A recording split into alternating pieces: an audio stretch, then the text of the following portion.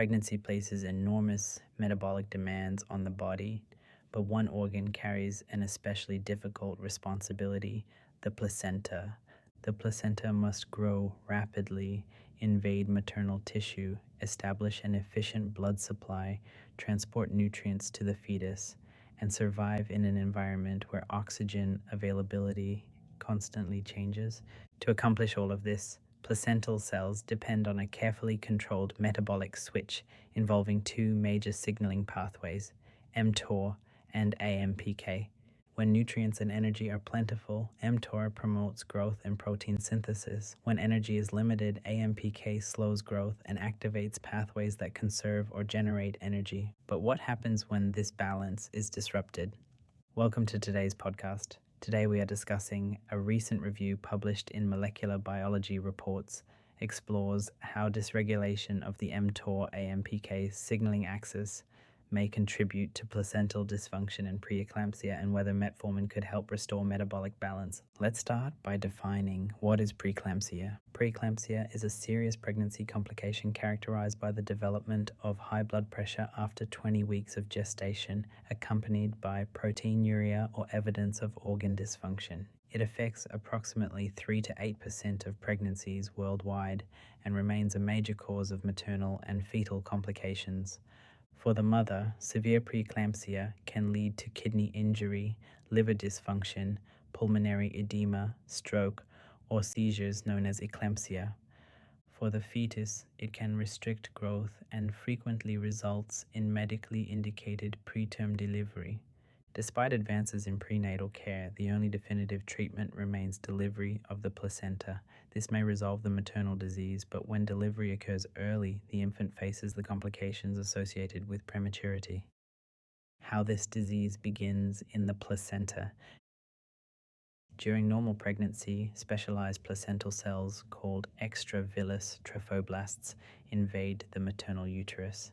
These cells remodel the maternal spiral arteries, transforming them from narrow, high-resistance blood vessels into wide, low-resistance vessels capable of supplying the placenta with a stable flow of blood. In preeclampsia, trophoblast invasion is often shallow and spiral artery remodeling is incomplete. As a result, placental blood flow becomes restricted and unstable. The placenta then experiences repeated cycles of low oxygen followed by reoxygenation, similar to repeated ischemia-reperfusion injury. These cycles increase the production of reactive oxygen species, damage mitochondria, activate inflammatory pathways, and disturb placental energy metabolism. The stressed placenta subsequently releases factors into the maternal circulation, including the anti-angiogenic protein soluble FLT1 or SFLT1 and soluble endoglin. These factors interfere with normal blood vessel signaling and contribute to widespread maternal endothelial dysfunction, hypertension, and organ injury. Now let's talk about mTOR, the signal for growth. The mechanistic target of rapamycin, or mTOR, is a central regulator of cellular growth. It exists in two major complexes, mTOR complex 1, or mTORC1, and mTOR complex 2, or mTORC2. mTORC1 responds to amino acids, insulin, growth factors, and cellular energy availability. When activated, it phosphorylates proteins such as S6 kinase 1 and 4E-binding protein 1. These signals increase protein synthesis, lipid synthesis, nucleotide production, cell proliferation, and nutrient transport. In the placenta, mTORC1 helps trophoblast cells grow and supports the transport of amino acids and glucose from the mother to the fetus. mTORC2 has somewhat different functions. It contributes to cell survival, cytoskeletal organization, and activation of ACT, processes that are important for trophoblast migration and invasion. Now let's talk about AMPK, the cellular energy sensor. AMP, activated protein kinase, or AMPK, responds to energy deficiency. When ATP availability falls and AMP or ADP levels rise, AMPK becomes activated through phosphorylation at threonine 172. Once activated, AMPK conserves energy. It suppresses energy-intensive processes such as fatty acid synthesis and protein synthesis while promoting fatty acid oxidation, mitochondrial adaptation, autophagy, and recycling of damaged cellular components. AMPK also directly inhibits mTORC1. It does this by phosphorylating the mTOR-associated protein raptor and by activating the TSC1-TSC2 complex, which inhibits RAEB, a protein required for mTORC1 activation. AMPK and mTORC1 therefore function like opposite sides of a metabolic switch. mTOR says, energy is available, grow. AMPK says, energy is limited, conserve resources and repair the cell. Therefore, a healthy placenta requires balance. Neither pathway is inherently good or bad. A healthy placenta requires both. Moderate mTORC1 activity supports trophoblast proliferation, nutrient transport, and fetal growth. At the same time, a modest level of AMPK activity helps placental cells tolerate low oxygen, control oxidative stress, maintain mitochondrial quality, and prevent excessive endoplasmic reticulum stress. The problem arises when one pathway becomes chronically dominant. In early onset preeclampsia, particularly when fetal growth restriction is present, placental hypoxia and oxidative stress may strongly activate AMPK while suppressing mTORC1. Reduced mTORC1 signaling can lower phosphorylation of S6 kinase 1 and 4-EBP1, reduce amino acid transporter activity, impair trophoblast invasion, and restrict the delivery of nutrients to the fetus. At the same time, prolonged AMPK activation may shift autophagy from a protective response to a potentially damaging one. Initially, autophagy removes damaged mitochondria and proteins, but excessive or prolonged autophagy may interfere with trophoblast survival and placental development. Importantly, this pattern may not apply equally to every case of preeclampsia. Early onset disease is more strongly associated with placental malperfusion and defective trophoblast invasion. Late onset disease may be influenced more heavily by maternal obesity, insulin resistance, chronic inflammation, cardiovascular dysfunction, or hypertension. Preeclampsia is therefore not one uniform molecular disorder. Now the big question is, could metformin help? Metformin is widely used to treat type 2 diabetes, insulin resistance, polycystic ovary syndrome, and gestational diabetes.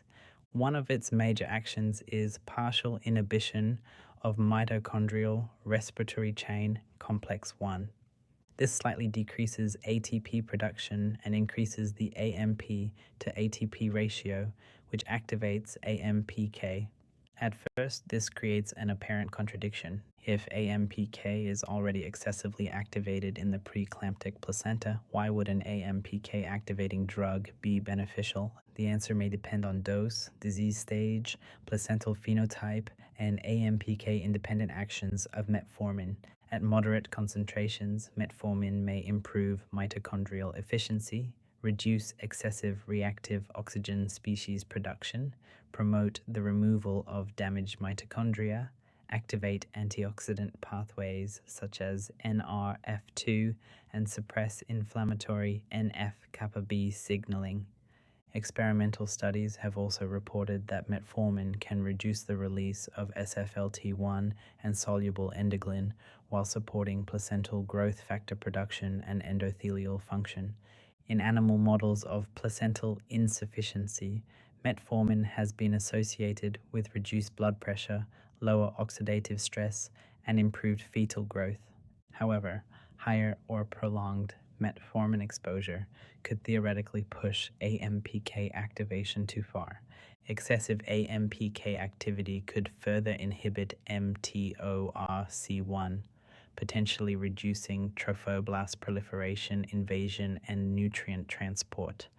This is the metformin paradox. Metformin may protect a stressed placenta by improving mitochondrial and redox homeostasis, but it could also aggravate growth suppression if it produces excessive inhibition of mTORC1. Its effects are therefore unlikely to follow a simple rule in which more AMPK activation is always better. What does the human evidence show? Much of the mechanistic evidence currently comes from trophoblast cell cultures, placental explants, and animal models. These studies are valuable because researchers can directly manipulate AMPK, mTOR, oxygen availability, and metformin exposure. However, they cannot fully reproduce the complex maternal fetal environment of human pregnancy. Human placental samples are also usually collected at delivery after preeclampsia is already established. By that point, the placenta may have been affected by severe disease, preterm delivery, labor, corticosteroids, antihypertensive drugs, or magnesium sulfate. Consequently, it is difficult to determine whether altered AMPK and mTOR signaling caused placental dysfunction or developed as a response to it. Researchers must also account for maternal obesity, diabetes, gestational age, fetal sex, fetal growth restriction, medication exposure, and the region of the placenta that was sampled. The evidence is promising, but a causal relationship in humans has not yet been conclusively demonstrated. Where does the research go next? Several important questions remain. Researchers need to determine how much placental AMPK activation is protective and when it becomes pathological. They must distinguish the behavior of mTORC1 from mTORC2 and determine whether the signaling pattern differs between early and late onset preeclampsia. Dose response studies are also necessary to identify the lowest metformin exposure that reduces placental stress and anti-angiogenic signaling without excessively suppressing mTORC1. Future clinical trials should stratify participants by preeclampsia phenotype, maternal metabolic status, gestational age, and severity of placental dysfunction. Most importantly, metformin should not yet be viewed as an established treatment for preeclampsia. It remains a promising investigational strategy whose effectiveness, timing, and optimal dose require rigorous clinical testing. To sum up, the placenta depends on a delicate metabolic balance. mTOR supports growth, nutrient transport, and protein synthesis. AMPK protects cells during energy stress and promotes repair. In preeclampsia, chronic hypoxia, oxidative stress, mitochondrial dysfunction, and inflammation may shift this balance toward excessive AMPK activation and inadequate mTORC1 signaling. Metformin may help by reducing oxidative stress, improving mitochondrial quality control, and lowering the release of anti-angiogenic factors. But because metformin can also activate AMPK and inhibit mTORC1, its effects may depend on finding the correct therapeutic window. The goal may not be simply to activate or inhibit one pathway. The goal is to restore balance. Thank you for listening. Ciao.